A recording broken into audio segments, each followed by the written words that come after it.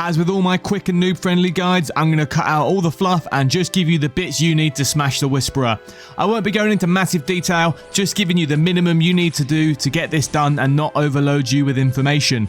Most of this boss is easy when you know the mechanics, but the Enrage phase can be a real challenge.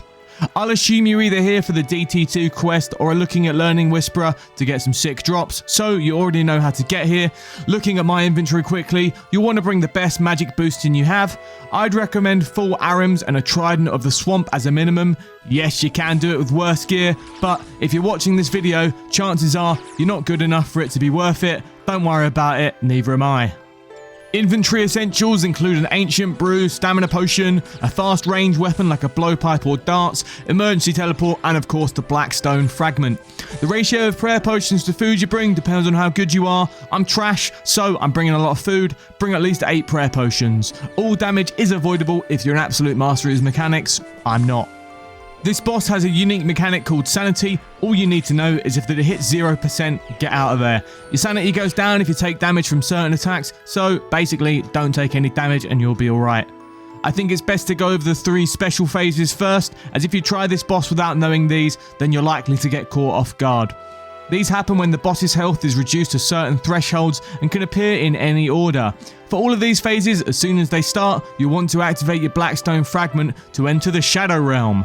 After all of these phases, you'll want to get as far away from the boss as possible, as she can try and freeze you and get you in melee range, causing rapid damage if she gets close. The orb phase will show you some glowing orbs which you'll need to stand on without standing on the dark orbs. Make sure your run is on. There are some super efficient routes that you can use to get this done quickly, but as a beginner, just focus on getting all of them before the timer above the Whisperer's head runs out without treading on the bad orbs and taking damage. The ghost phase will spawn a bunch of ghosts around the Whisperer. Switch to your fast weapon and prioritize the yellow ones that say Vita. If you don't, you'll take some big damage. The pillars phase will present you with barricades of varying health. Stand behind the one with the least, then as soon as that one is destroyed by the wave attack, move to the one with the next least and repeat that again. With the 3 intermission phases out of the way, let's talk about the main mechanics. The Whisperer will attack you with both tentacles and projectiles. The tentacles are avoided by moving and the projectiles are avoided with the correct prayer. The projectiles come in batches of 3 and require either magic or ranged protection. The blue projectile is magic and the other projectile is ranged. The tentacles also have 2 variations, one which you need to move in a straight line for and the other one that you need to move diagonally for. In the first main phase of the fight, all 3 attacks will be the same, so just get the prayer up and move out of the way. The tentacle will also always require straight line movement. So, step 1 square to the side as soon as you see the tentacles come out of the ground. After the first intermission, the tentacles remain the same, but the projectiles will now launch at you in a pattern, either mage, ranged, or range, mage. You need to switch prayers after the second hit splat appears on your character. After the second intermission, you'll also have to move diagonally if you notice the tentacles spawning perpendicular to you. And after the third intermission, you'll have both types of tentacles, and now the projectile pattern is either mage, range, mage, or range, mage, range, requiring a switch before and after the second projectile. Get the boss down to 0 HP using these strategies, and you'll kick off the Enrage phase. This is actually pretty tough, so make sure your prayer is full and you're stamina'd up. The projectile will now launch at a more steady pace, launching 2 of each style before switching. The tentacles will also be more random and spawn more frequently. There are lots of tips for this, some where you lure the Whisperer to the back of the room, or move in an L shape, or try and manipulate the way the tentacles spawn. These are great tips if you're good at the game, but as we've already established, you are not. The best tip is to run around in a big square around the Whisperer and focus on the prayers. As long as you keep moving, you may tank 1 or 2 hits from the tentacles, but as you'll practice, you'll naturally get more efficient and pick up the timing. The key is to keep switching prayers in the correct rhythm, set the correct prayer, move, hit, move, then repeat. I'll go through all of this during my demo kill coming up, but before we crack on with that, like and subscribe to the channel if you've made it this far, and drop me a comment with some guys that you'd like to see next. Okay, for this demo kill, I'll just be going through my actions as I kind of process them in my thoughts. So, attack the boss, protect from magic, move.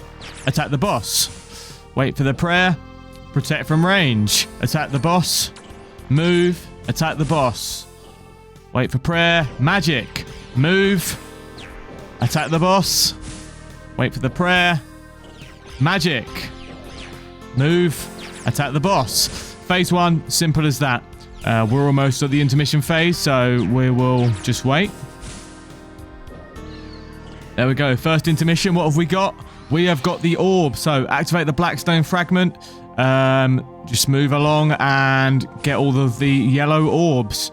I've messed this up quite a bit. I've got to run around in an awkward square to get them all, but you know, we've got plenty of time. No worries. You have plenty of time for this, so take your time, make sure you get the right orbs, and then retreat as far as you can. And then she hasn't frozen me this time. She usually does. Doesn't always. I don't know what causes that. If you know, let me know in the comments. But this point we're on the 2 and then 1. So we've got range, magic, switch. So mage, range, move. Mage, range, move. Mage, range, move. Just keep thinking like that. Keep the rhythm going. As soon as you see this hit splat for the second hit, that's when you switch.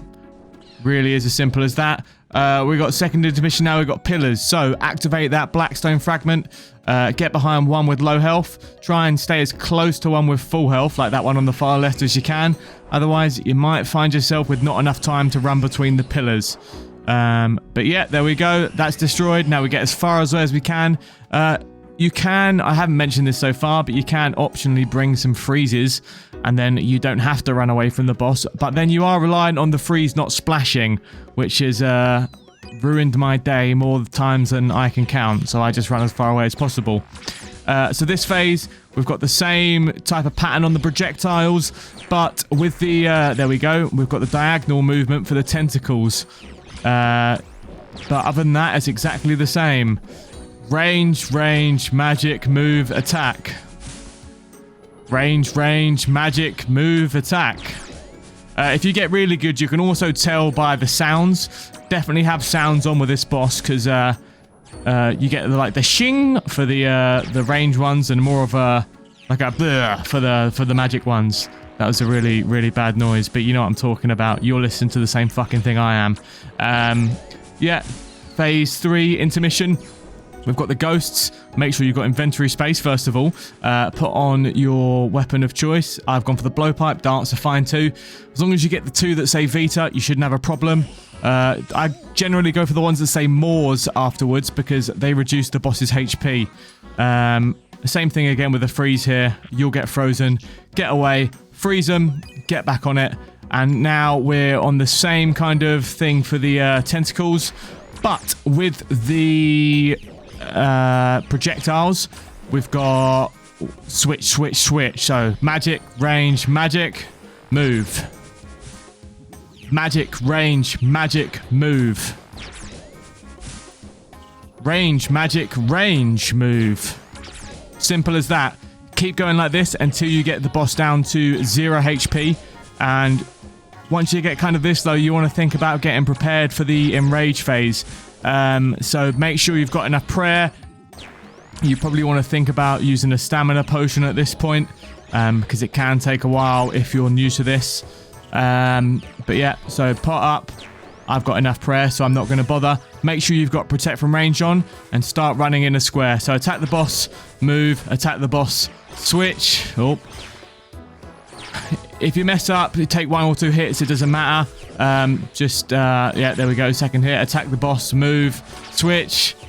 So range, switch, magic, switch, range, switch, magic, switch, range.